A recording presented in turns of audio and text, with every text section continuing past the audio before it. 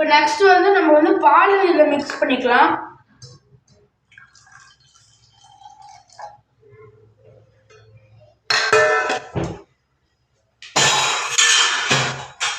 அதுக்கப்புறமா நல்லா மிக்ஸ் பண்ணிக்கோங்க.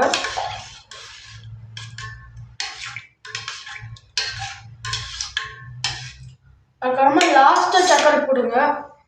உங்கள் வீட்டில் எந்த சர்க்கரை இருக்கோ அந்த சர்க்கரை போடுங்க. எங்கள் வீட்டில் நாட்டு சர்க்கரை தான் யூஸ் பண்ணுவோம்.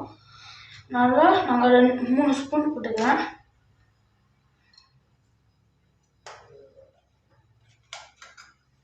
நல்லா மிக்ஸ் பண்ணிக்கலாம்.